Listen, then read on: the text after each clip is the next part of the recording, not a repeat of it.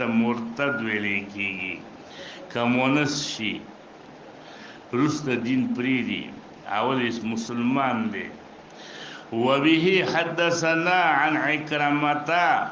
أن عليا حرق قوما ارتدوا عن الإسلام فبلغ ذلك ابن عباس ابن عباس ته ورسېد چې علي رضی الله عنه هغه خلک په اور وسېزل چې کوم خلک مرتد شوي وو نو ابن عباس رضی الله عنه ته چې دا خبر ورسېد معاویه رضی الله عنه دا ابن عباس رضی الله عنه علي رضی الله عنه په بصره باندې والی مقرر کړو والی چې هغه عبد الله بن عمر ته وایي چې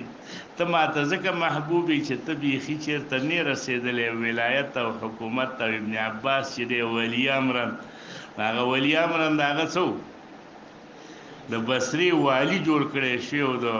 علي رضی الله عنه په وخت کې نو چې دا خبر ورته ورسېد فقال لو كنت انا لقتلتهم که زه وې نو ما به دوی په اور نه وې سېزلي بلکې ما به څه کړي وې قتل کړي به وې ځکه رسول الله صلی الله علیه وسلم امر د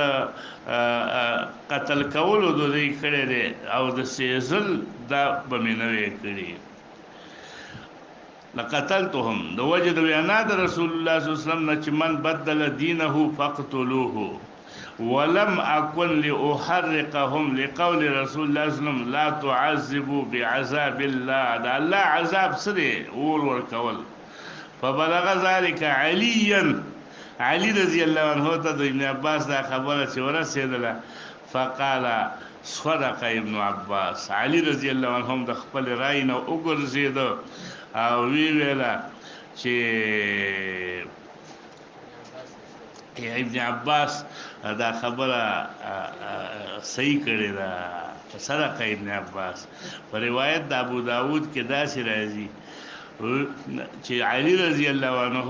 داسې ویلا ویحه ابن عباس دا د تعجب الفاظ دي په روایت د دارقطنی کې راځي چې ویحه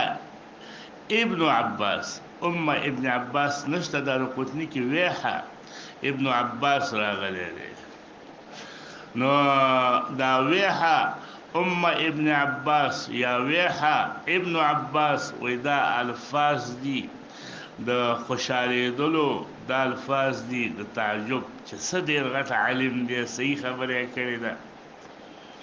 وبه حدثنا قال ابو عيسى حديث حسن صحيح والعمل على هذا عند اهل العلم في المرتد واختلفوا في المرأة اذا ارتدت عن الاسلام داخل سړو په باره کې فقالت طائفة من اهل العلم تقتلوا دا خزم دا قول دا اوزاعي دی او دا قول د ټولو جمهور علماء دی چې دې کې فرق نه دی رسول الله صلی الله علیه وسلم من بدل دینه نو من سړی لم ورغلی دی او من نو